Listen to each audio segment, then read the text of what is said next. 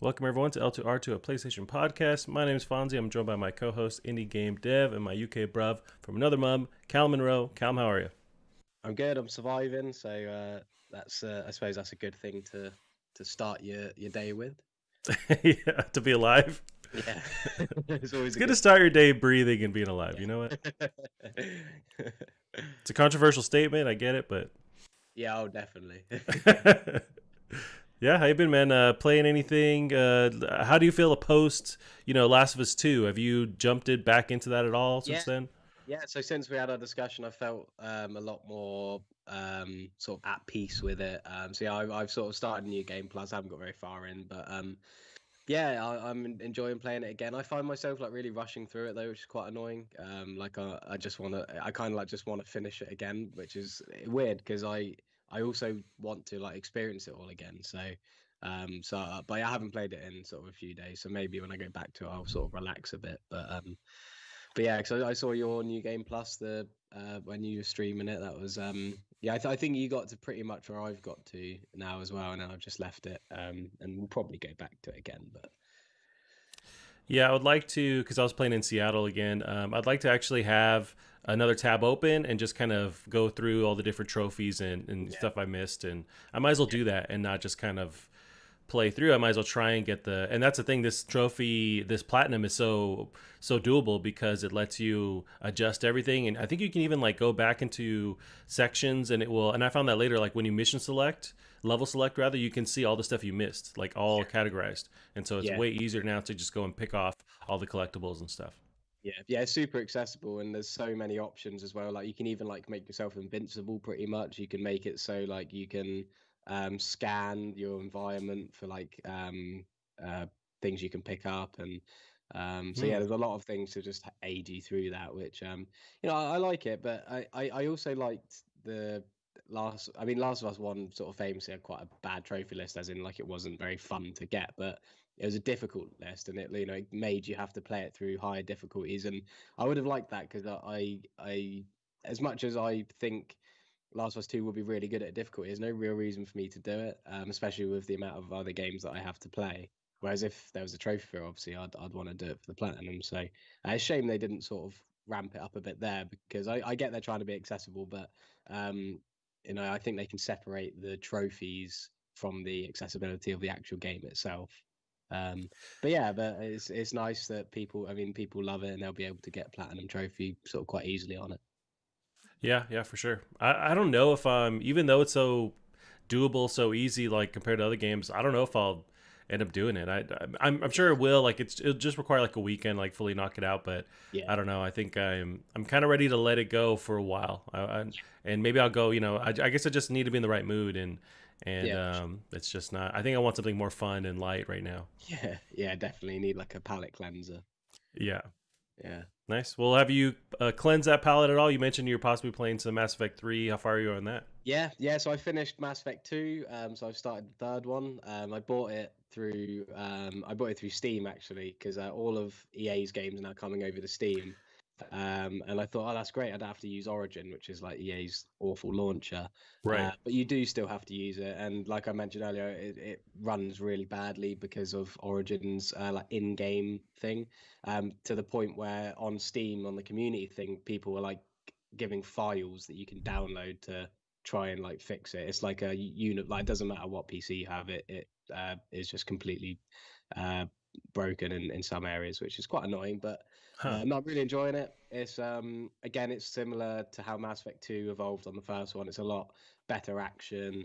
Um, the story is quite different. It's very political, very like grand scale. Sort of, there's a lot of like meta game in it where you have to make sure you're like doing things to get allies for this big war.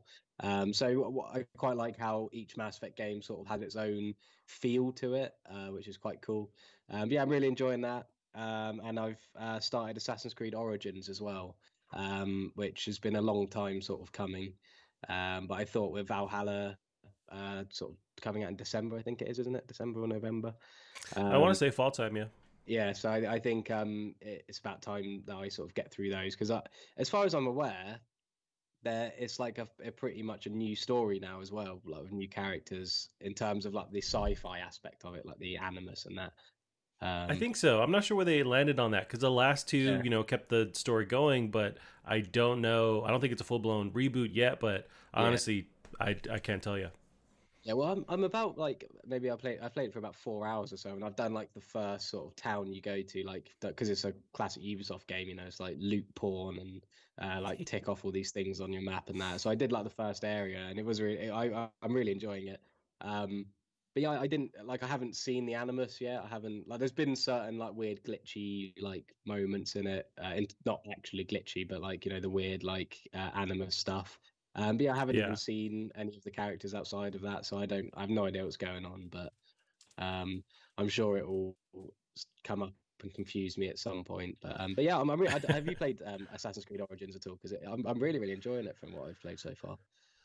Now I'm blanking on because there's two recent ones. Origins is the Egypt Yeah, area, yeah, it's the right? And then first one of new ones kind of thing. gotcha. No, that's the one I actually haven't dipped in. I played more of the newer one where Yeah, you're in like a Greece setting kind of thing. But haven't jumped into Origins. I know, or yeah, Origins. I know that one was a good. It just kind of changed everything and rebooted it in a positive way because like there was a huge fatigue with that franchise. They took the time off, and that was them coming back and just fixing the whole series. yeah. It was weird for me because I definitely wanted to play at least Odyssey because I've heard really good things about Odyssey. Um, for just in time for Valhalla, just in case there's any story beats I need to know about. But and then the reason for that was because I was sort of telling myself I was like, I don't really care about Egyptian mythology or anything. And it wasn't until a couple of weeks ago I watched The Mummy Returns. It was just on TV, and I was like, Oh, I classic. love it. I was like, I love Egypt. Like, what am I talking about? So, yeah, I got yeah, I bought them both on the on sale, and yeah, really enjoying it. And I'm glad I've done it in this order, like the sort of chronological order, because I've heard that Odyssey is such an improvement over Origins. Like it fleshes out where it needs to be fleshed out, and I mean it's obviously like got a lot more filler from what I've heard, but apparently it like fleshes out all the systems a lot better. So I'm glad that I'm not going sort of back then rather than going forwards because I really don't really have any bad thing to say about it so far. I'm really really enjoying it, and it looks really nice, and the characters are really interesting, and yeah, it's really surprised me so far. Yeah, I think that one came out in the same kind of window where there was a PS4 Pro and I want to say the One X. And so there's Yeah, like not next gen, but like upgraded versions. I remember those being kind of advertised around that same time. But no, they're beautiful games, and they really kind of master the whole open world thing. And with Odyssey, they went even further, even yeah, grander in the scale. yeah, Um, yeah, no, I'm actually more interested in Valhalla compared to these current three that are available or coming up with Valhalla. Like that's the one that's way more interesting. I feel like I'm hoping they're going to take more of a chance on the formula with that third one as well with this new one coming up. yeah. I think with Valhalla as well, because I know I'm definitely going to get it. I mean, we've talked sort of a few times about why, and um, I just sort of like I think there's no real point in me playing the old. I mean, there's like a million Assassin's Creed games I haven't played. The last one I finished was the second one, but because Valhalla's like in this new strain of gameplay or sort of the way it's designed, I like to sort of play them and see how they evolve. It's like with Mass Effect. I've really enjoyed seeing how they've changed and sort of improved Right. on each other. So I'd like to sort of be part of that conversation because if I just got Valhalla, I'd be like, oh, yeah, this is a great game, but whereas if I play the other two, I can be like, oh, it's done this differently, it's done this better, they've taken this out, they've changed this, and it Yeah. just gives you a sort of a more in depth look at it. Because I'm a bit weird and I like to see things that way. No, I mean that's good to be educated and to have that perspective, and so you see the growth, and yeah, because you can come in just fresh and not realize it or respect what they Yeah. changed, what they learned from. Yeah, yeah. But yeah, I think that's about. I mean, I've been playing a little bit more Persona 5 as well. I'm on. I think I said last week that I'm on the sort of like extra content bit now. So I finished the base game, and the extra content's really really cool. It's a really Hmm. clever way because it the way it ends is really like it's a proper end. Like when it did end, I was like, oh, have I got the wrong ending? because I couldn't imagine how it could carry on. And obviously, with the original Persona 5, it had to be a satisfying ending for them because at the time that was all they had. So for them to then be able to give me an extra sort of bit of plot that makes sense and doesn't feel like it's just tacked on and dragging things out, it's really, really impressive. I'm really enjoying it. But I have spent over 100 hours on it, so that fatigue is definitely still present. I still can't sort of session it as much as I did when I first started playing it, because it's just I've seen it too much now. Yeah, damn. I mean, I'm trying to think of the last experience, the last game that I've spent around that same time with, and I'm drawing a blank. I mean, maybe it goes as far back as like Skyrim. I think I put a lot of time into Skyrim. Yeah, And beyond that, I mean, maybe being younger and playing like GTA and having yeah, like that being the only game I've had for, I would have for months, and I would just like yeah, pour my time into that. But yeah. man, 100 hours. I mean, and that's a testament to they nailed and you talked about like the experience of gameplay that keeps you wanting to play for that long. Yeah, I mean, it's definitely, there's not many games that I would want to see out after this long. I mean, there's not many games I'd want to see out after 40 hours, let alone 100. Right. So it definitely is sort of in a league of its own in that respect, but the length does still affect it negatively for me. It just drags out the story a little bit, and I mean, some people like it because it is like a you do like day by day, you go through the calendar year.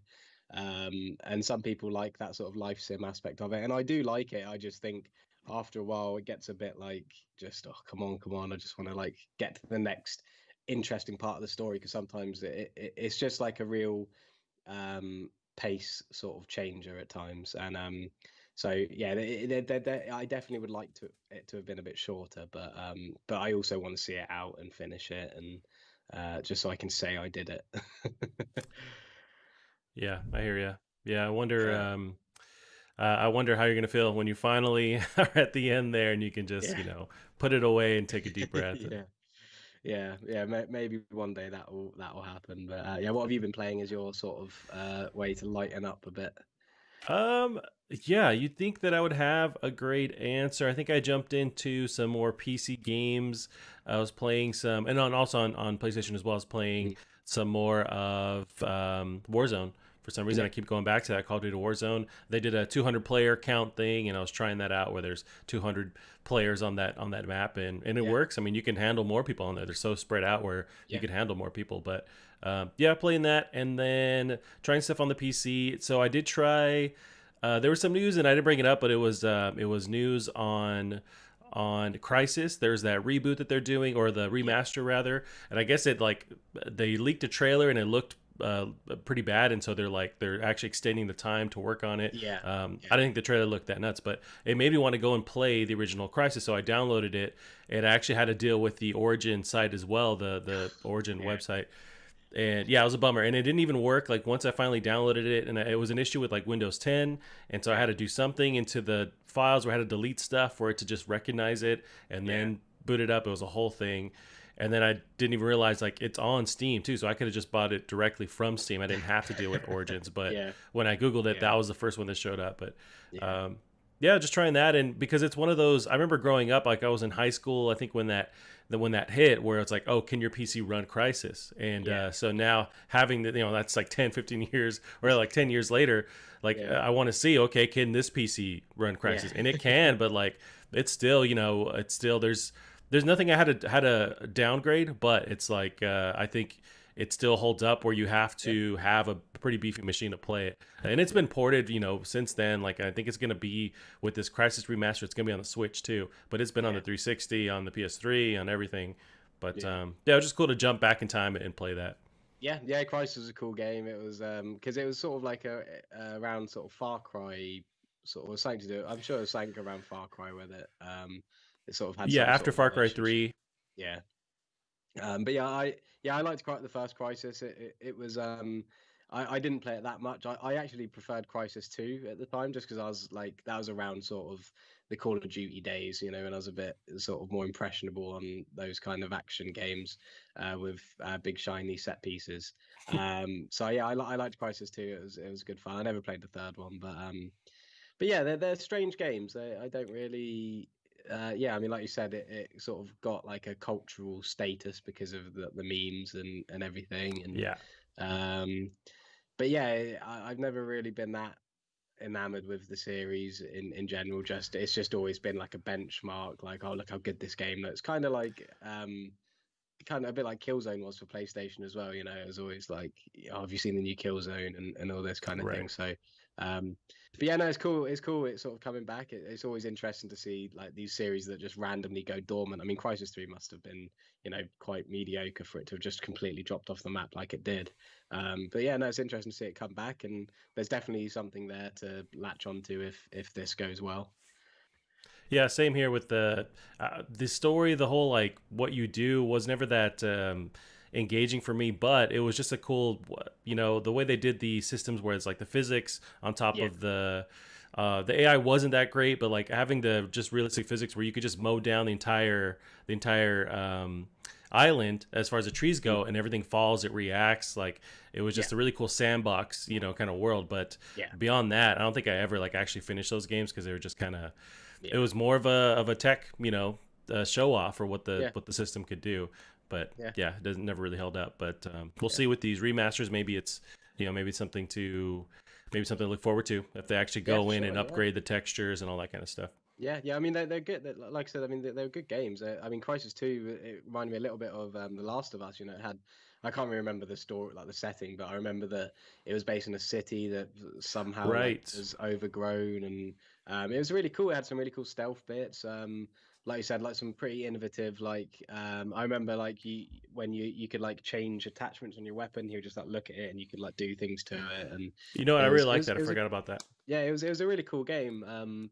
So yeah, like I said, I mean, if they're re-releasing the first one and it makes enough noise, then I'm sure that that's something that they could return to for definite, because it's got some really cool like iconography, like the suits that they wear, and Yep. yeah, there's definitely something there for sure.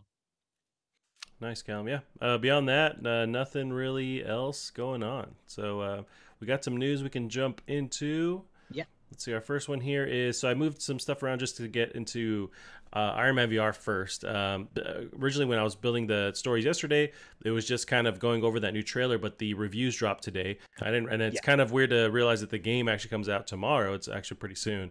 yeah, But so there is that trailer that's out. But really, the bulk of it is these reviews. So finally got to get an idea on some views on what people are thinking. So we got Push Square has it at an 80.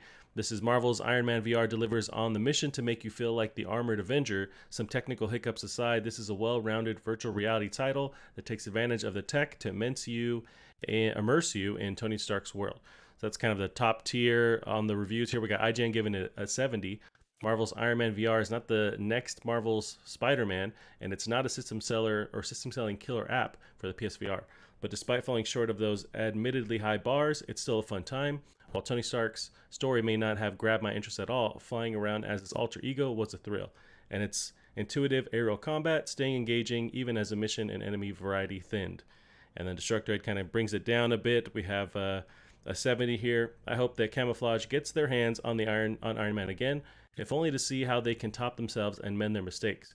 Kotaku also gives a not a scored review.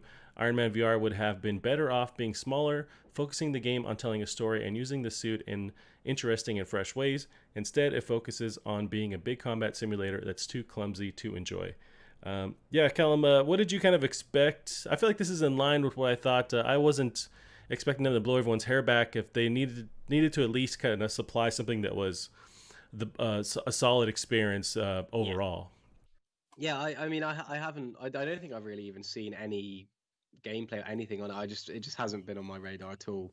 In fact, I'm seeing some now. I've just pulled up like the Metacritic, and I'm just seeing like the trailer it plays by default. And yeah, I mean, I know there's been a lot of like care gone into it, and it's had a lot of hype and everything. And I think the reviews sound promising. I think it's cool. It's a really great idea to bring to VR, definitely. And I think who was it? Destructoid sort of said it well. Um, if only they can sort of take it and improve on it, Right.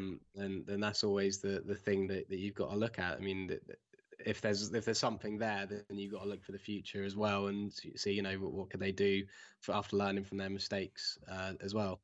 So yeah, I think it's cool. I think it's a good score for a VR game as well. I think they'll be pleased. I mean, it's sitting at 76 on Metacritic, which is a really respectable score. So yeah, I think they'll be really pleased with that. Yeah, it's a good looking sort of game.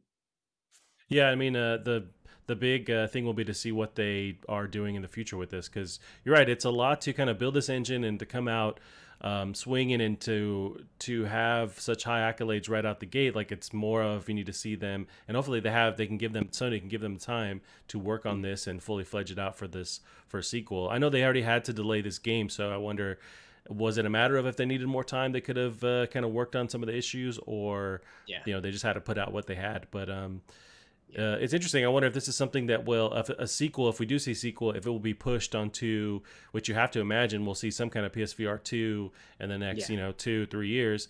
I wonder if that's the next time we see whatever they're working on. Yeah. I mean, with something when you're like flying around, I think the PlayStation VR's sort of limitations will be quite clear to see. Right. So I think, to have something like this on, a more powerful headset would, it'd really improve it probably. And I mean, judging from the reviews, it seems like, saying it's sort of a little bit, buggy or clumsy or whatever. That's what you're going to expect of sort of VR titles that aren't Half-Life Alex. So Right. yeah, so I think it's about as best as they would probably expect.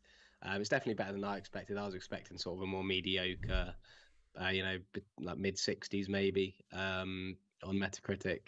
But yeah, they should be really pleased with that. I think the main issue with me personally is I'm just so fatigued on Marvel as a whole, especially like I mean I love Spider-Man, so that's a bit different, but it's like the Marvel Avengers game. Like I just can't bring myself to care about that.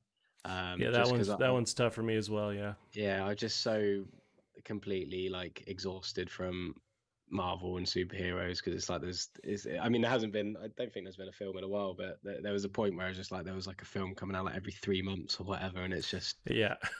I just can't. You know what I was thinking, and I haven't heard a lot of people talk about this yet, but with the PSVR 2, or kind of imagining what that would be, even before that becomes into play, we have PS5 coming out soon. You have your older PSVR units. When you plug those into the PS5, do you get any extra performance? Is all of the processing done in the PSVR, or is it using the PlayStation 4 to help it render stuff? And so if you were to then plug it into the PS5, is there any kind of graphical improvement or performance improvement? Yeah, that's a good point actually. I didn't even think about that. That's yeah, I mean yeah, I imagine that they would have had to have built the unit with that in mind. So like they'd have had to have sort of future-proofed it themselves. But yeah, that's interesting. I never thought about that. I think the main thing is getting rid of the just sheer amount of cables involved. I imagine there'll be cables of the second unit if there is one, but I mean the way they're like stapled into the headset like around and like Mm. it's just too much of a faff. So yeah, but yeah, that's a good point. I mean, that's definitely something that they might be able to do, even if it's like a little bit better, better texture loading from distance and or better resolutions, whatever. Yeah, that could definitely be something on the cards. Yeah, because the PlayStation 4 is doing something, right? It's not like you Yeah, can, otherwise you would just plug it into your TV and you're fine. So it's doing something. I don't know how much of the workload it's handling, yeah, and if the system can just scale when you plug it into a PS5. There's going to be dramatically more improved hardware. Although yeah. I guess if that idea works, then you'd see an improvement from the base PS4 to the PS4 Pro. And I don't think Mm, I've seen anyone talk or heard anyone talk about no, that upgrade either. yeah, So maybe yeah, it yeah. doesn't, and it just like limits whatever you plug it into. Yeah. I mean, it's definitely an interesting point though, because I mean, you've got like your Oculus Rift, your HTC Vive, which have been out for years now, and they're completely dependent on what your PC is. I Right. think they're starting to show like their limitations when you've got like the Valve Index now, which is like obviously built. It was basically like a next gen VR headset 'cause it came out so long after the others, but it's priced accordingly as well.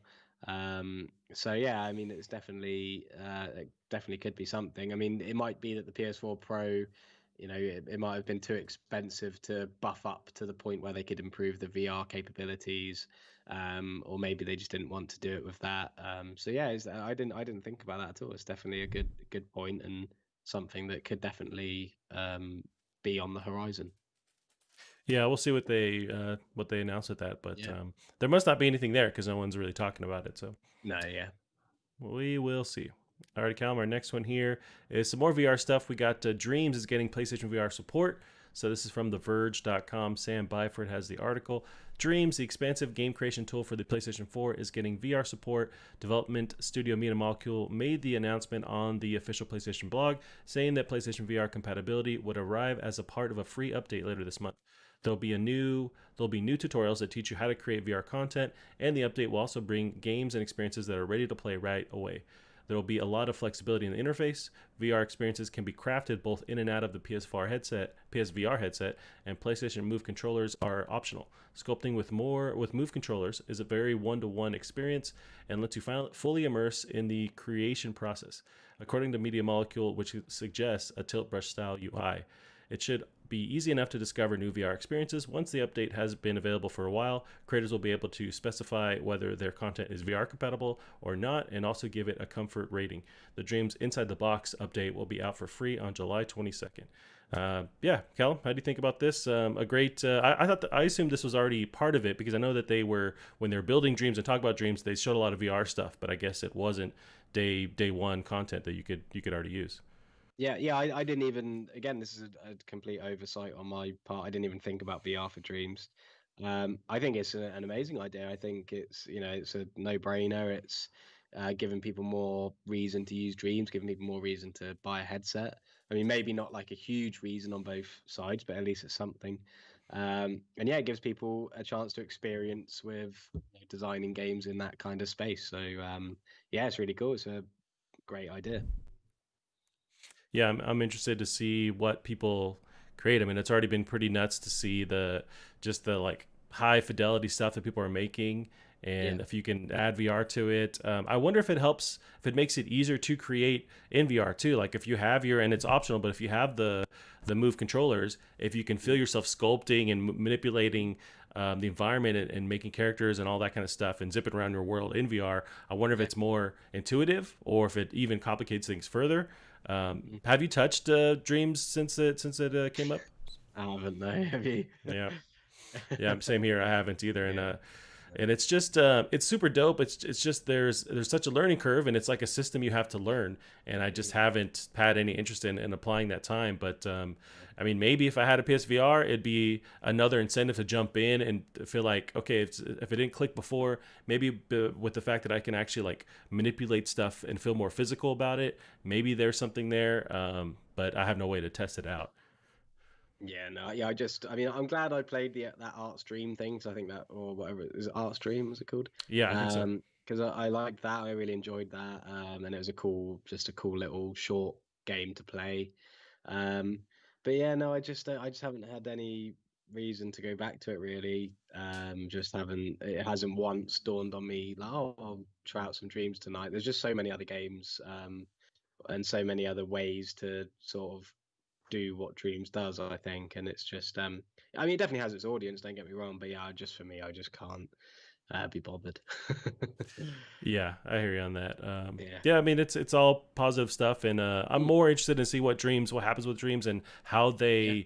how they transition that engine into something you can release, as a dev. Yeah. I think they're still working that out, but we talked about how it's a there's hurdles you have to make as far as like legally, how do you let people make money off of it, or even putting that aside, will they Yeah. make a more fleshed out system where you can play these experiences and just get some fame, some attention from the stuff you're making.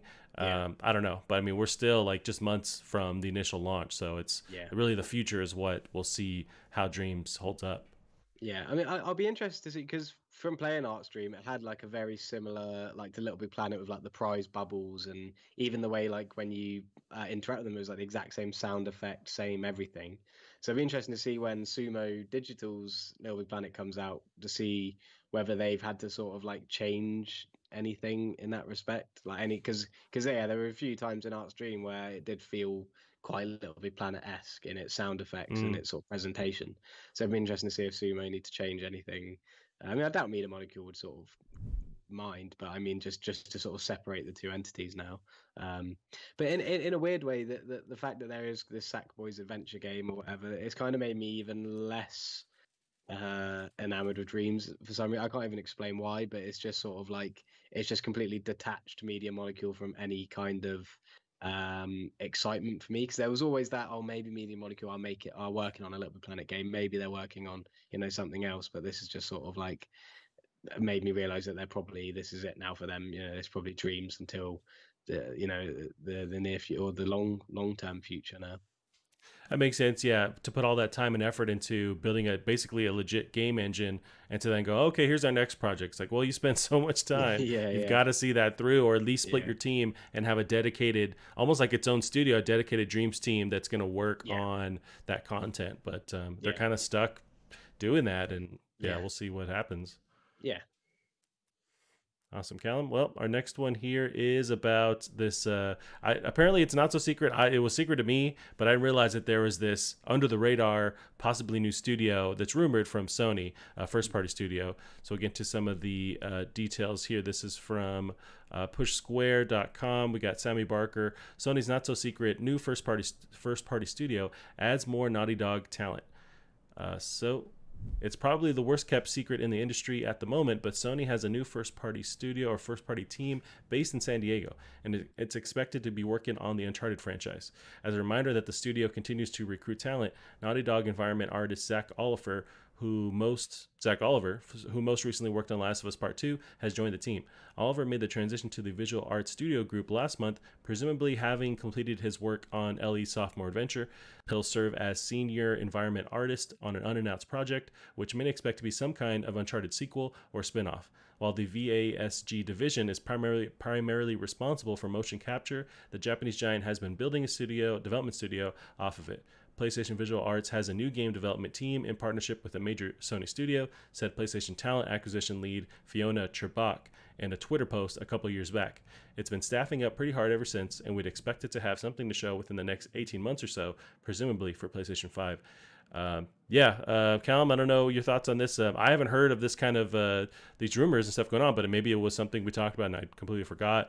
But or this isn't what we think, and they're just kind of revamping the VR aspect, or no, the motion capture V aspect, because they mentioned that that's primarily what that outlet has done. But what are your thoughts on that? Yeah, so I've heard about this new Sony San Diego outfit having Uncharted, having Uncharted passed on to them for quite a few years now. I've sort of heard it, and it's what it is. It's Sony San Diego who work on MLB The Show. Gotcha. And basically their studio, which makes them a huge amount of money allegedly. I mean, I have no idea. We don't baseball over here, but I hear that MLB The Show. Nor do we apparently, but yeah. But I've heard that MLB The Show like sells like millions and millions of copies. So I think Sony San Diego have got good bit of budget. I've heard that they split their team, and the rumors have been for a long time that they've had Uncharted passed on to them. So that's interesting to see. The kind of what's the word? Sort of profession that they've gone for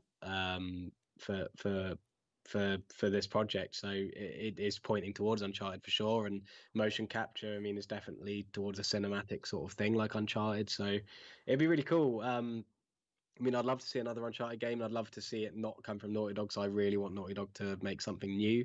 But if this is a thing, I kind of hope Naughty Dog aren't going to make a third-person game, because I mean that if Naughty Dog's next game's a third-person game, then we've got God of War, Uncharted, Ghost of Tsushima. We've got all these third-person exclusives. Horizon.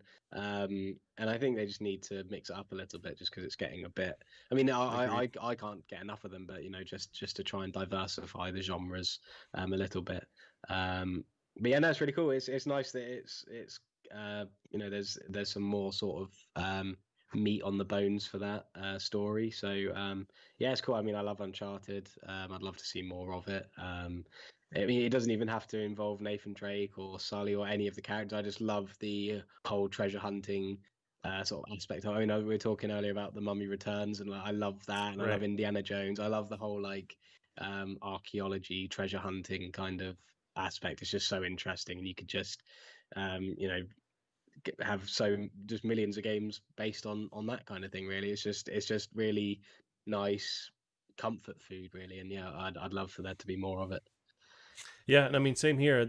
One of my worries, I guess, and it's such a dumb outside word because I know nothing about the realities of it, but is it more of a risk to develop and kind of work on this newer studio? Of course, you're acquiring these like high profile talent, especially people from Naughty Dog, but is it more of a risk to have this kind of new studio handle such a huge property and not go with like another established Sony first party that maybe is in between projects that could do something like that? Say the Days Gone dev, something like that. I mean, maybe that's too similar, but like another studio that could handle because of they already put out content, they've already put out games and answer that call. Do you think it's this not at all like the same kind of risk? What are your thoughts on that?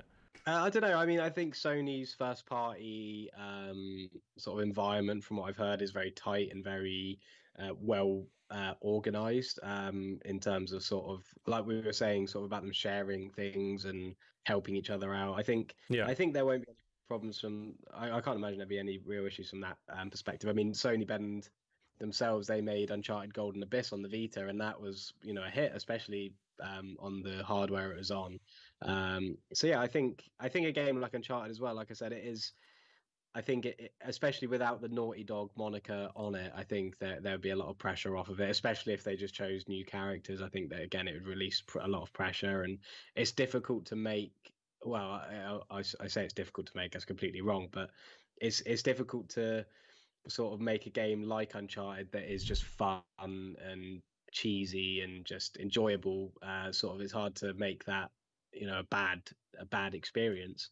Again, going back to Uncharted Golden Abyss, everyone loved that game, and it didn't do anything necessarily, amazing or anything. It was just fun to play because it's like I said, treasure hunting, and it's intriguing and it's funny and it's got a lot of character.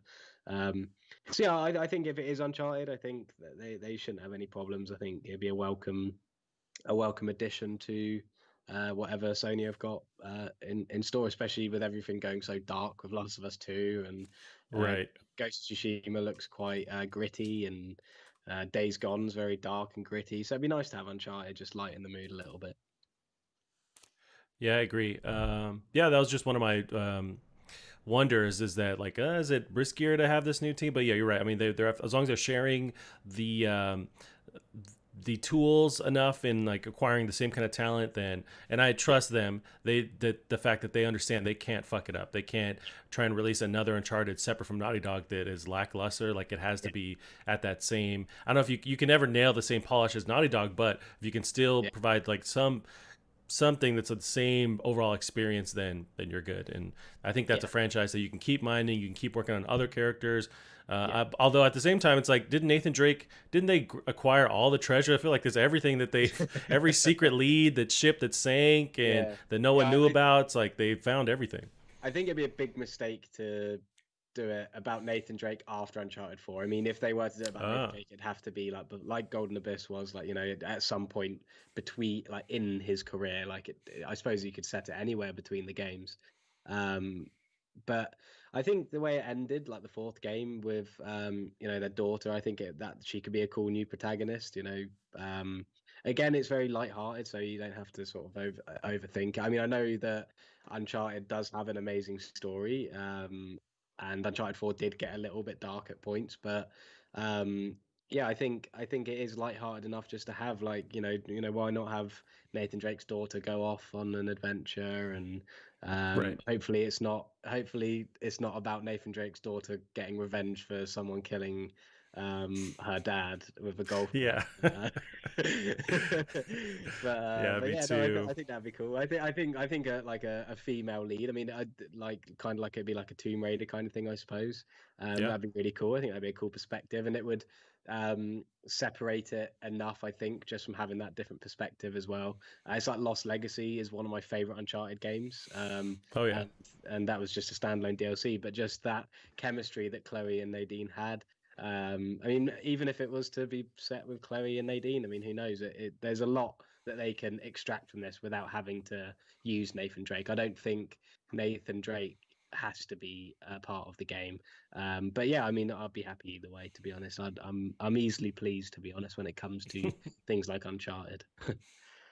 Yeah, no, I agree. I think they could easily do other characters, and yeah, I'm super stoked. I want to see that hopefully soon. Like I'm actually, for some reason, I'm more maybe after it's after The Last of Us, but like I want that experience again. And of course, I could just go back and play Uncharted 4, but I want to see like the next iteration on that kind of pulp action kind of gameplay. Yeah, you've made me want to play the HD collection now. I think I haven't. I need to get the platinum on the second and third one actually. So maybe I'll look at doing that soon.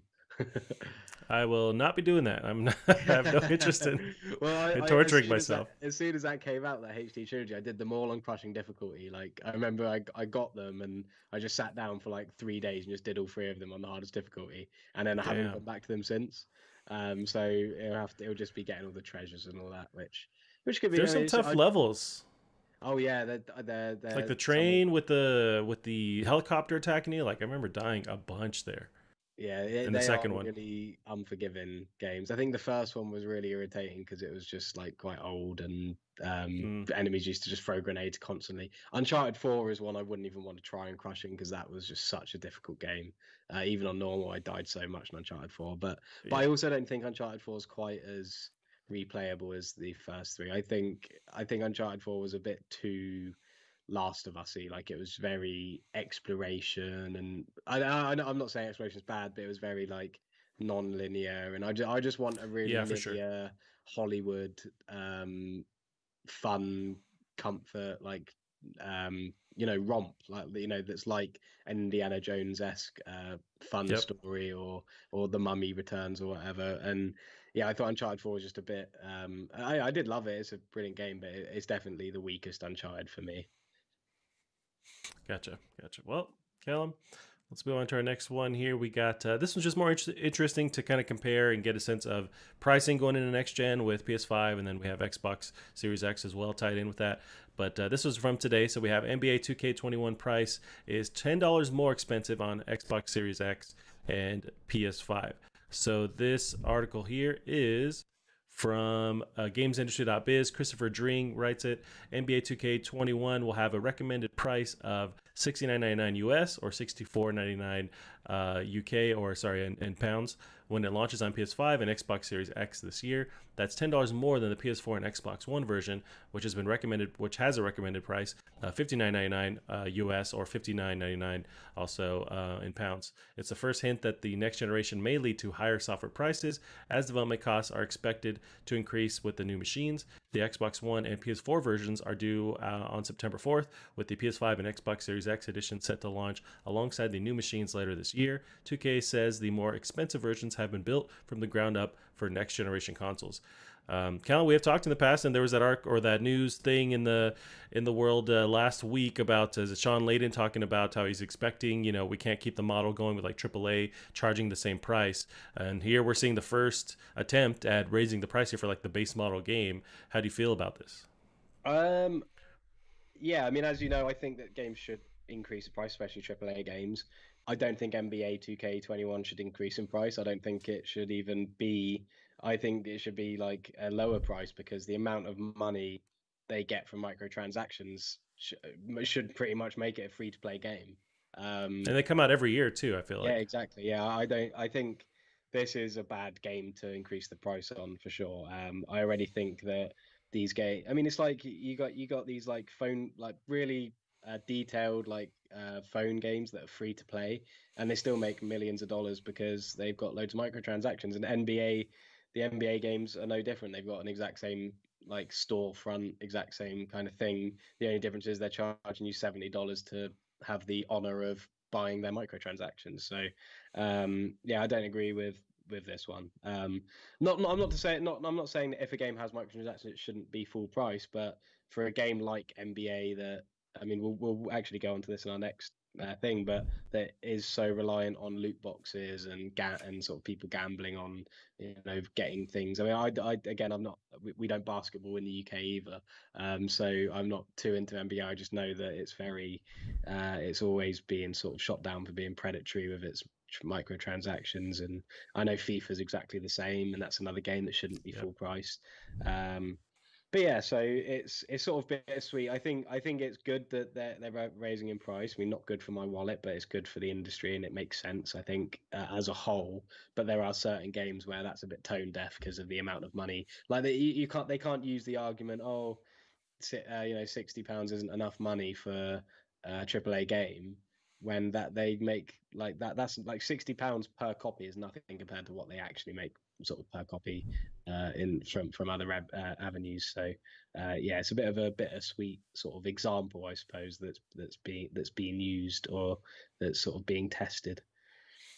Yeah, you're totally right. I mean, this is really not the game to be kind of leading the charge because it's the Yeah. one with the least amount of credibility to demand that kind of thing. You mentioned the loot boxes or the microtransactions rather that they have. Mm. There's been predatory stuff in the past. I feel like NBA, that whole franchise, NBA 2K, is able to like not be on the radar for that level of stuff. You hear a Mm. lot of in the new or in the past couple of years has been like Battlefront or other games that will kind of catch that attention for what they're doing. But 2K seems to be like kind of under the radar, even though that's what they're doing. You have the base Yeah. model of the game that you buy, but there's still tons of microtransactions. And yeah, this one's weird. I wonder, it's also especially weird because they're charging that $10 extra for the upgraded like next gen versions, but there's so many games that have been announced already that are having free upgrades. So it's Hmm. very weird for them to be going, yeah, that's cool, but we're going to charge everyone $10. But Yeah. you have Cyberpunk, you have I mean, I'm drawing a blank on all the ones, but Valhalla, I want to say, has a free update. Assassin's Creed Valhalla. All these huge, highly anticipated games are going to have that free upgrade, Yeah. but NBA 2K is going to demand it. It's Yeah. so, it's just like tone deaf stuff, and you can tell it's people high up going, yeah, we don't care. Just Yeah. it's They're down just to the numbers. We want to get as much money as possible. So fuck everybody else, and it's really yeah. you feel that as a Yeah. consumer. Yeah, they're piggybacking off the back of this sort of genuine thing that was it Sean Layden brought up, and I just found here from July through to September 2019, Take Two Interactive. So this is including Borderlands, NBA 2K20, GTA Online, and Red Dead Online. But obviously GTA Online and Red Dead Online are older. They have like a big player base, but microtransactions wise, I don't think they're as inclusive. And also Borderlands 3 barely has. I mean, it has microtransactions, but it's not a progression sort of system in it. And yeah, so from July through to September, so what's that like? Two. What's that? That's not even two. 3 months Yeah, maybe. 3 4 months. Yeah, Yeah. They made 317 million in just microtransactions, which is yeah. just so that's about 100, nearly 100 million a month in microtransactions, and they're coming out saying, "Oh, it's just too expensive to make games Right. nowadays to charge more money," and it's just ridiculous. It's Cal, they need that extra $10. How are their kids gonna eat? I mean, how are they gonna make it yeah, work? right. Yeah, how are their shareholders gonna make 2 billion net worth without the extra $10? Yeah, it's ridiculous, and I think as much as I do completely agree, games are too cheap. I think it's only certain games that are too cheap. I'd say like games like your Spider Mans, your God of Wars, your Last of Hmm. Us, your Uncharted, Horizon, all these AAA games, Cyberpunk. Those are the games that they should be about £70, 70, $80. Because that they're spending so much money on making those games for us, and we need to pay an amount that will allow them to make enough of a profit to pour into their next game.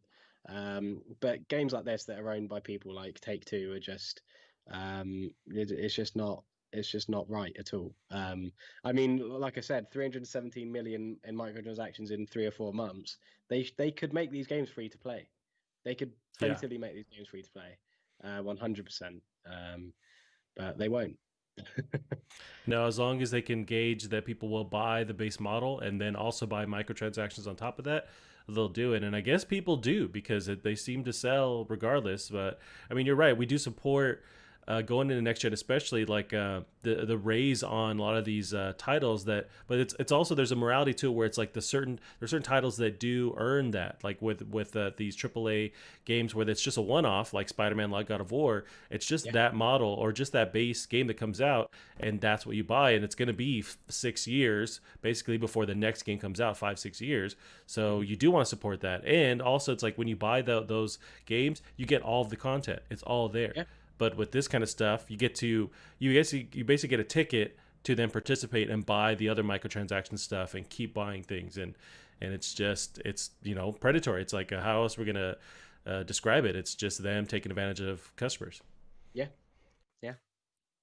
So yeah, I can't support it, and I wonder because this stuff just dropped this morning, so or afternoon for you over there. I wonder if we'll see more drama unfold or them roll their messaging back. I wonder if there's going to be a lot of anger towards them as a company for making this decision. We will see. Now, Callum, here's our next article here. Some good all around, feel good news. We got loot boxes. Lords call for immediate gambling regulation. This is a BBC.com. Uh, House of Lords Gambling Committee says video game loot boxes should be regulated under gambling laws. The Lords say they should be classified as games of chance, which would bring them under the Gambling Act of 2005. If a product looks like gambling and feels like gambling, it should be regulated as gambling, the report says. And they warn that such a change should not wait. The government must act immediately to bring loot boxes within the remit of gambling legislation and regulation, said a statement accompanying the report. Loot boxes have long been controversial in video games. They offer players a chance at a randomized reward when opened. To further complicate matters, boxes can often be bought with real money, and the rewards can sometimes be traded. Lord Grade, chairman of the committee, told BBC Breakfast that lots of other countries have already started to regulate loot boxes because they can see the dangers, which is teaching kids to gamble. Callum, so this is happening in your backyard. How do you feel about this? And also can you explain the House of Lords Gambling Committee to me? Yeah, so the House of Lords is is sort of a section of our Parliament. So is Parliament a thing that's in America, or is it just? We have like a Supreme Court, it's like a committee, right? Yeah, Like a yeah. So governmental committee. so our Parliament's basically like a group of elected people who get together and discuss the government and what they should Right. do and things like that. So the House of Lords are like a section of our Parliament. They're like there's like two sections that make up Parliament, and House of Lords is one of them. So basically, just a bunch of old British men who sort of stand around shouting at each other and like he said, doing things that other countries have already started doing, which is exactly what happened with like coronavirus. We wait to see what everyone else is doing and then Right. start doing stuff. So, but no, it's good. It's good that they're finally acting on it and doing something about it. I mean, there's no doubt that the UK is a big importer of video games, so it's a good voice to have for this. Because yeah, it's I mean, I like loot boxes. I like gambling, so that's why I like loot boxes. But they shouldn't be so accessible, especially in games like FIFA and NBA. That I mean, that certificate ratings are so low, and people argue, oh, but there should be better parenting and all this, but it's that easy that parents don't even know what's happening. There's nothing you can do to be a good parent to stop your kids from accessing these extremely easily accessed systems. Um, so yeah, I think it's brilliant. I think it's a really good thing to do, and it's also it sounds like they're going to be looking at the Gambling Act, which hasn't been updated since 2005, so that probably needs a good shake around as well. Because yeah, I mean, like I said, as much as I love gambling, it needs to sort of it's a very serious topic, and it needs to be handled with care, especially when talking about kids who if adults struggle to have self-control over it, then kids for sure who don't even have a concept of money. I mean, my little brother, even now, he's 11 and he still doesn't quite understand it. And he's quite happy to if he gets like a PlayStation gift card for his birthday, he'd be happy to spend 60 quid on loot boxes on Overwatch or whatever. So yeah, it needs to be addressed. It needs to be sorted out, and this is hopefully just another sort of bit of pressure to do something about it. Yeah, I mean, agreed, and it is something that you really have to regulate and control because kids are dumb and they don't know what they're doing, and they're kids, and so you're gonna establish these like addictive, habits already as a child. It's like, and they already have there's already an uphill battle as a kid that the stuff you're facing. So if you add that kind of stuff early on, you can't support that. I mean, you can't. You have to make sure these systems are out of reach, for kids. I mean, my nephews, they love Fortnite, and their whole thing is buying stuff on Fortnite, and it also is a slippery slope there too. At least with Fortnite, it seems like everything that you buy, you get to see right off the bat. Like even their progression system, when you buy the battle pass, which allows you to like get those upgrades, they show you the entire suite for the next couple months. So there's no hidden aspect or chance aspect of it. Yeah. But yeah, I mean, you're right. You mentioned where your was it your little brother that doesn't understand money. Same with my nephew. Like I just took him over, picked him up to take him on a hike the other day, and I pick him up in my car, and they're like, "Oh, you should just buy a new car. Like this car is dumb or whatever." Because I had some stuff like it was dirty. I had like wrappers or whatever in the car. It's like, "Oh yeah, I'll just do that, man. I'll just do that." And they're like, Yeah, "Yeah, it's just fine. $600. I think you could just buy a new car." And they just didn't know, and that's their kids, but they just Yeah. it shows you. And then if you take that mentality at the state they're in, and then like try and convince them to buy stuff or like add the whole like gambling into it, that's a bad combination. Yeah, I mean, yeah, and I mean, just to quickly add, it also shows how bad just education is as well. That kids don't like. This is the thing: you leave school and you have Right. no idea about anything. Like kids should know these things. Yep. But in the UK, I don't know what it is over your ends, but the minimum legal age for gambling in the UK is 18 years old. So you're That's not us allowed to as well. gamble. Yeah. Yeah. So you're not allowed to gamble at all unless you're 18. And these loot boxes, they are gambling, like they literally Yeah. are. I mean, you don't know what you're going to get. You might get something complete. You might get like a duplicate of something you already have, like something completely worthless to you, but you've just spent money on it in hope of getting something else. Um, so yeah, so if these games are going to have the ability to do that, they have to be rated 18. They have to have an 18 certificate on them, which is obviously going to kill these games. So yeah, it's going to be interesting to see. I mean, I'm sure there's probably some slimy, horrific way of them getting around it, but Yeah. at least it's a step in the right direction for sure. I'd love to see FIFA with a 18 rating on it. That'd just make my day. That'd be so funny. Yeah, I mean, and they can't allow or they can't afford to like have that rating on them, so they'd Yeah, have to change gears and make sure it's not predatory. But yeah, you're yeah, right. The where they have the very smart people that are going to try and do exactly what they need to do to twist it enough to yeah, still get through, but try and make as much money as possible. yeah, And that's what they do, and it sucks, but they're just going to keep adjusting. yeah, It's also the same kind of thing, and I've never quite realized it, but like going to a supermarket on your way out, yeah, have you often found like, and I think they're more rare now, but those like little coin slot machines where you mhm, can turn a dial and you get a little thing in a plastic ball and you don't know yeah, what you're gonna get. Like they show you on the like paper, like here's what you could get: a ring, a yeah, yeah, sticky yeah. thingamagoo, or a kazoo, and what you get is random. But that's Mhm, basically loot boxes. It's of course it's yeah, like times 1,000, but it's like that same kind of style where you yeah. don't know what you're getting. You're basically gambling. Yeah, for sure. Yeah, yeah, it's a good point. And I think oh, there was something I was going to say, which was I thought was quite a good point, but I can't remember what it was now. Damn. Um, yeah, it was yeah, so yeah, people always say about how like oh, it's not gambling, parents should just have a stricter control over what their kids do. But Mm. a lot of these parents, they don't care about the games their kids are playing. And I don't mean it as in they don't care if they're playing violent games, as in a lot of parents will look at a game. This is why Peggy exists. This is why, what's it called in the US, ESRB or whatever. Yes. Hmm. Um, and or it might be the other way around. And parents look at like FIFA, for example, which has awful gambling in it, awful loot crates, and they'll see, in America it's E for everyone, isn't it? So it'll say, so they're going to look at that and say, oh, it's for everyone. I'll let my kid play that then. Or Right. in the UK, it has a Peggy 3 rating, so it means if you're 3 years old and above, you can play this game.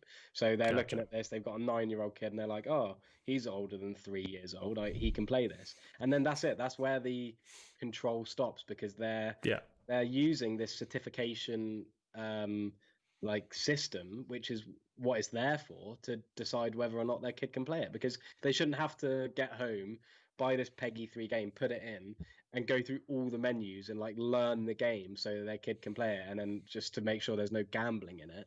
If there's gambling in it, it should be rated 18. It should be rated M for mature, because it's illegal to gamble if you're under 18.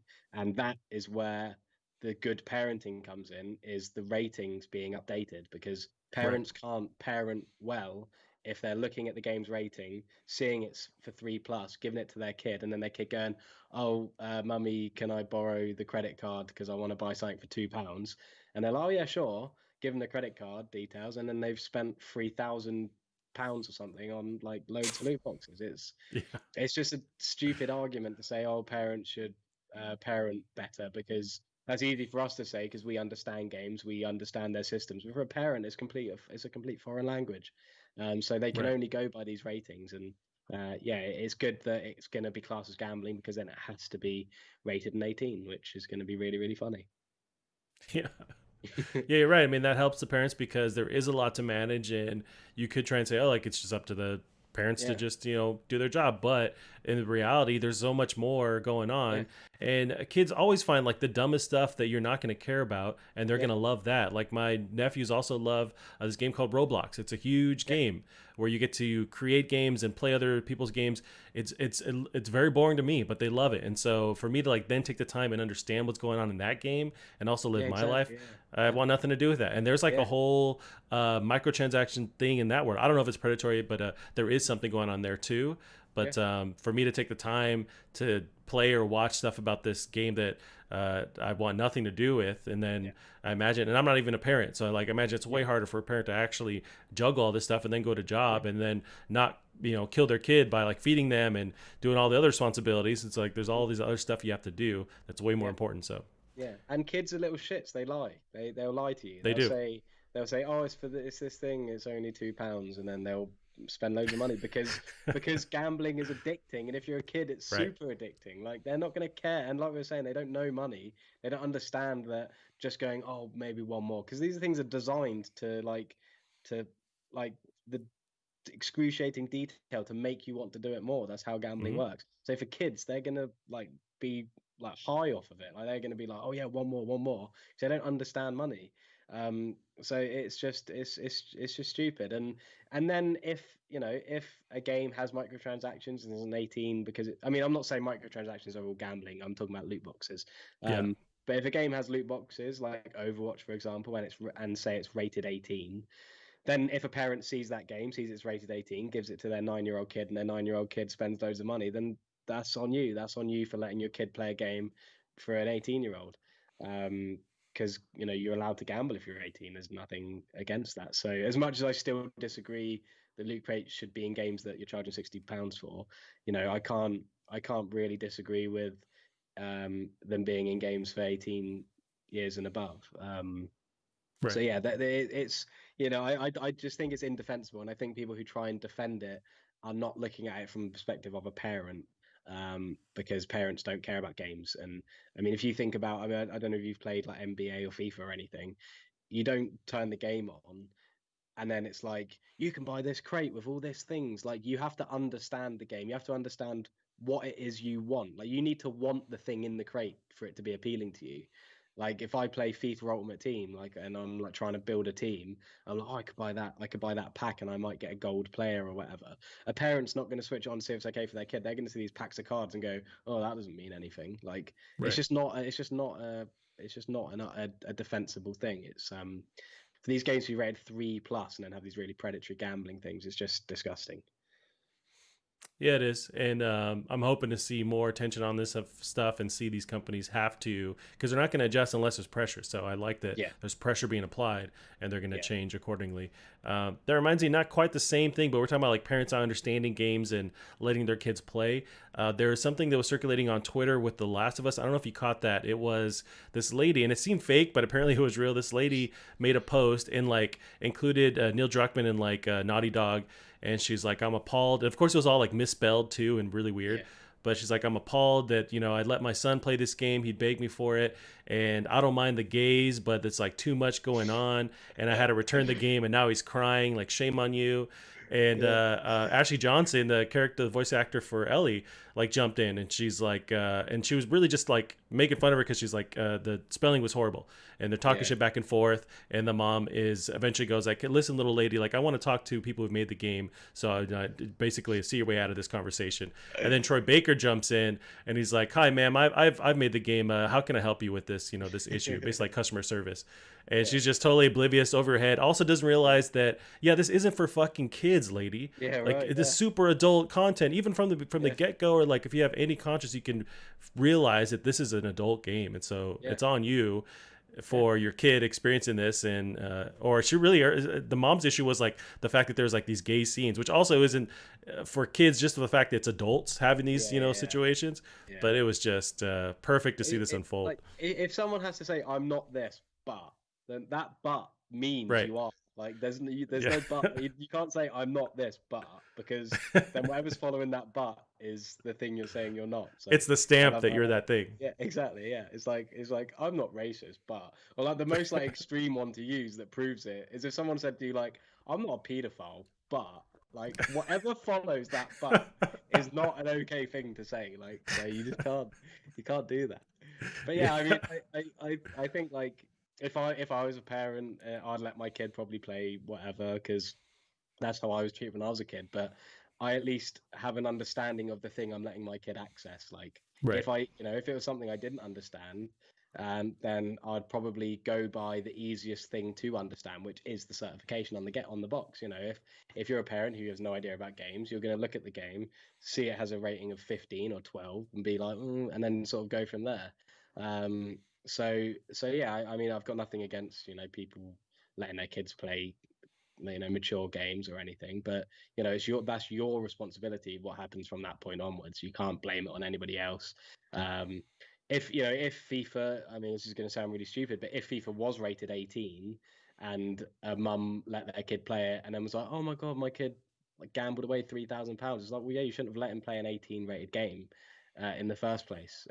But obviously FIFA's rated 3, so it doesn't work. But yeah, I think that there's no like, you can't I don't agree with sort of saying to people, oh, you shouldn't let your kid play that. But if you're going to complain about your kid playing it, it's just sometimes you just can't believe how stupid some people are. Yeah, and I feel like we realize, that's most people, like that's 90% of everyone that's running around is these idiots that we're talking about. Yeah. All right, Callum. Well, one of the last ones here, we don't have to go into full detail and watch every one of these, but really just the fact that there is a bunch of indie games announced, and this is Sony's Shuhei Yoshida. So he had kind of branched off from his original duties with PlayStation, and now kind of heads this indie division within PlayStation. And they announced some games. Some of them are just ones I've already talked about, like Bug Snatch was one of them. That kind of quirky, weird, cartoony game where you become the fruit that you eat in some weird way. But I don't know if you want to actually watch some of these. There's one that's interesting. So if you follow that IGN link, there's one called. So it's called Maquette. I want to say that's how you pronounce it. This one's pretty trippy. If you want to actually click on the trailer, we can watch it on the stream here. And I will boot this up as well if I can do it properly without taking over my entire screen.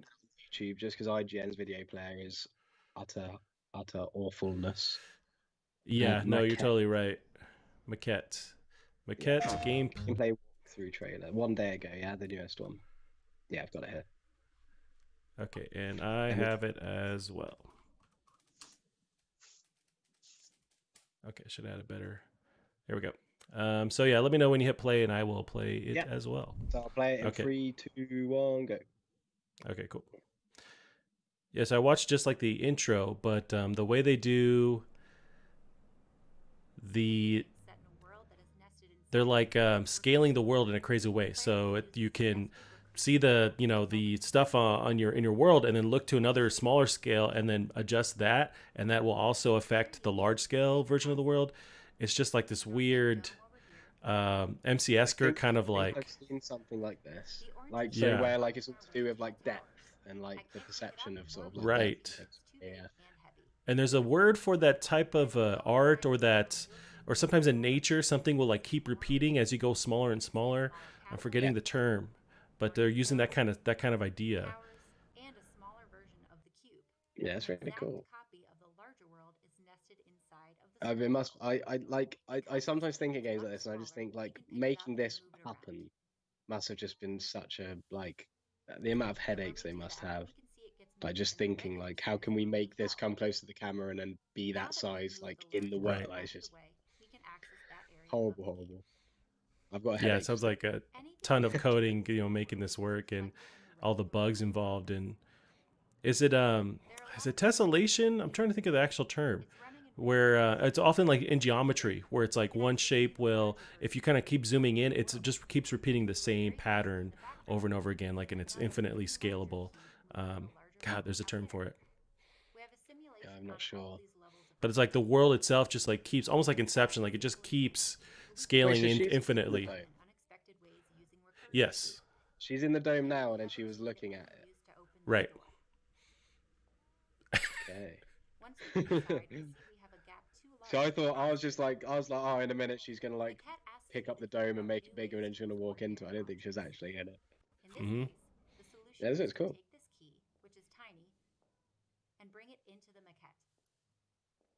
I see. So that's kind of like the play world, the maquette, and then you could scale and adjust Yeah. there. I see, and then that's going to update in her. Oh, okay, that's pretty Yep, cool. that's nuts. It's kind of like playing like D&D with yourself.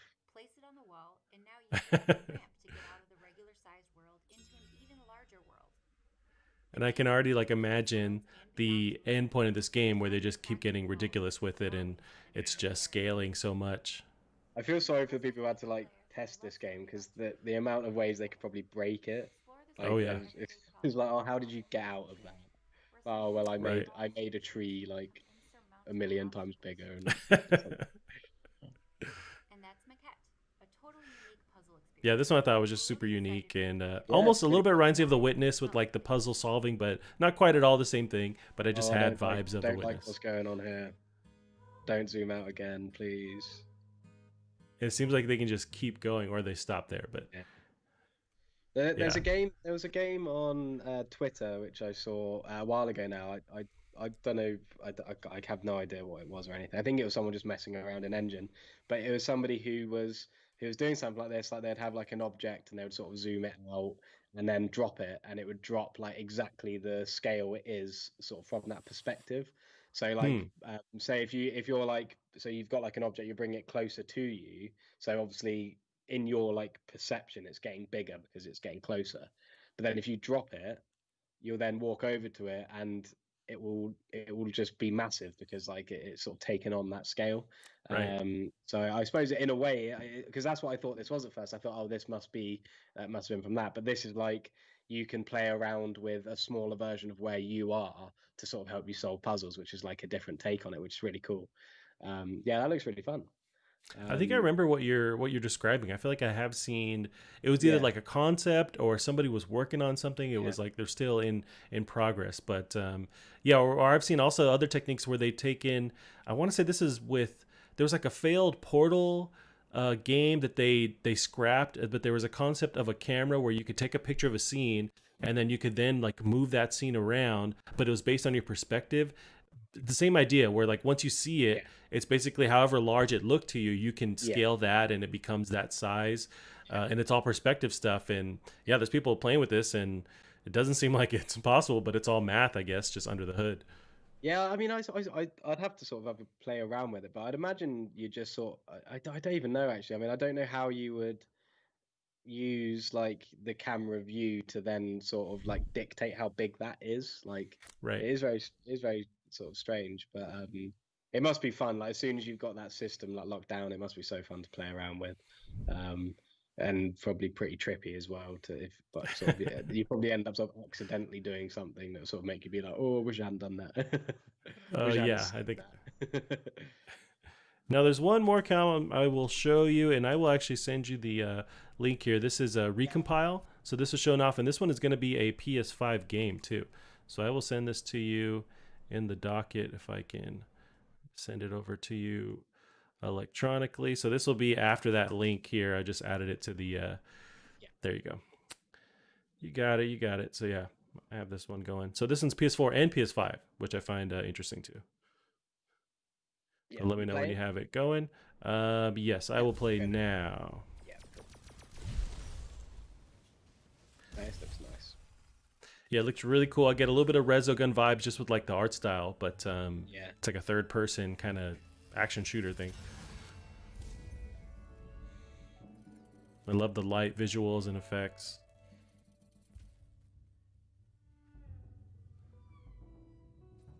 Yeah, it looks nice.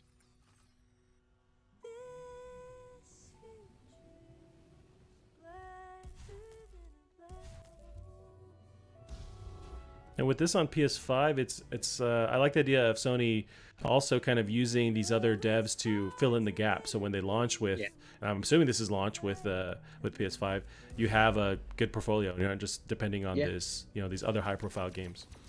Well, it's like they were saying in Mark Cerny's sort of Power Hour thing he did, where he was sort of saying about how no matter the studio, they want to make PS5 as easy as possible to develop for, and so I suppose this is evidence of that.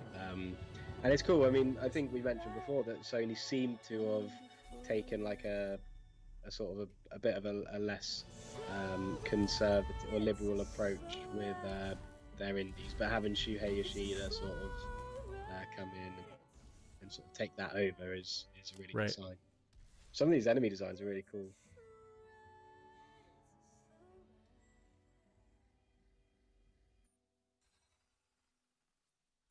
Yeah, it looks cool. Let's recompile. I don't think we get a date on that. So that was footage captured from the PC version, but yeah, coming out to PS5 and apparently PS4 as well. You know what? That one is actually just as PS5. I thought that was I was looking at the next one, but yeah. So that's another PS5 game and PC. Yeah, it looks really, really cool. Cool. Yeah, just want to get it. So they have other indie games that they showing off, but yeah, just kind of committing to that more, and I like that. I mean, I feel like PS4 was where they're really, maybe even PS3, but I want to say PS4 where they were kind of doubling down more on indies, and I think they've gotten away from that, and I want to see them come back to that. That helps to fill in the gaps between these like next huge AAA titles. Yeah, definitely. Yeah, and I mean, God, I just realized now, Ghost of Tsushima is not far away. I mean, it's what, maybe 2.5 weeks or so. Pretty much July something. I know a lot of industry people, analysts, and like reviewers. They have it already. So I know like Kind of Funny, Greg Miller, a lot of other people, GameSpot. So 2 weeks tomorrow. Damn, that's very soon. Jeez. Yeah, very exciting. I'm really stoked for that. Yeah, I'm really looking forward to it. It looks so much fun, and it'll be a really welcome change from Last of Us as well. Like a really nice sort of just world that you can get lost in, and I'm not hugely attached to all these characters already, so right.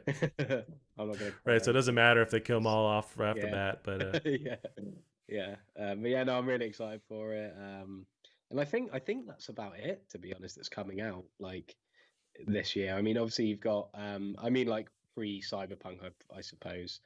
There's not really a huge amount coming out. Obviously we've got Assassin's Creed, which I just wanted to double check actually. I think that's because I thought it was November, but I'm pretty sure actually, December 2020 now. So that's going to be interesting to see, because that'll probably be around the PS5 release. And Ubisoft has an event coming up. I want to say it's in July. Very soon, where I'm sure they're going to show off gameplay and give us an actual like locked in date for Valhalla. Yeah, anyways. So I've just clicked onto the Wikipedia. I think December's like the placeholder date for Q4, so it could be any. I suppose that could even be before Cyberpunk then. So I do think December's a bit of a weird month to bring a game out in. Yeah, usually like November, you want to nail it before Christmas, and also like the Thanksgiving ish is when a lot of them try and get there. Although like that's assuming we have a normal shopping holiday, quote unquote. This year it's all fucking out of whack, and so people don't have the same jobs anymore, and like you can't shop in the same capacity. So I don't know if they have to stick to that model as far as like when they launch, but I don't know. Yeah, it's gonna be a weird one. I mean, this is already sort of going on a lot longer than I expected it to. Right. It doesn't seem that. I mean, I was hearing sort of in California, it's been sort of really ramping up, and they've had to close, sort of basically start lockdown again. Um, I Yeah. mean, it Yeah. seems to be on a downward trajectory in the UK. I mean, I think we had like 600 new cases yesterday or something, which is like like an all-time low, I think.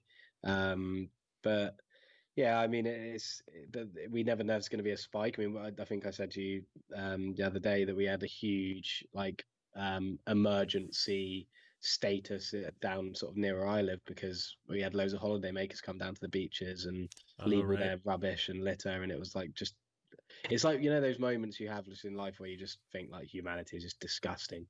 Just like not just for people like coming down during a pandemic, but like the amount of litter that was left, it was absolutely horrifying. Uh, Yeah. so I don't know if there's going to be a spike because of that, but I'm looking forward to it. To it going away. When are things sort of? I mean, I think you said before that things are starting to get a bit more normal in terms of. They were, but it's Yeah. like the country as a whole in the United States, we were sort of on this downward trend. States were opening up, and now a lot of those places are being reversed. So, like California, Texas, they're all switching gears and going back. They have these phases that they were able to move in, and they're Mhm. going back in phases in progression because of a huge spike. And I think it's from just people gathering, and now they're like really mandating in a lot of states masks that you have to. That's required now to wear masks in public. It wasn't like that before. Mhm. So it seemed like it was moving forward, and now we're actually taking steps back, and it's a super huge bummer. But it's also like yeah, I've seen the data, and like the countries around us are actually improving in their numbers. They're going down, they're trending down, and we are not. We're just like going up, and so it's something we're doing here as Yeah. assholes. So we need to like change that. And there's a lot of misinformation and distrust, and so people just kind of decide, I'm just gonna do what I want to do, and that's really the American spirit, and it's biting us in the ass right now. Yeah. Yeah. It is frustrating. I mean, it's very frustrating when you see sort of people not taking it seriously, especially if you're taking it seriously, like because you sort of feel like, well, why am I bothering to, sacrifice all of my time, like my social life? Like I literally Right. haven't seen like any friends at all, and with my friends group, we normally like see each other like every day, and I haven't been able to do that for like what, like 12 weeks now.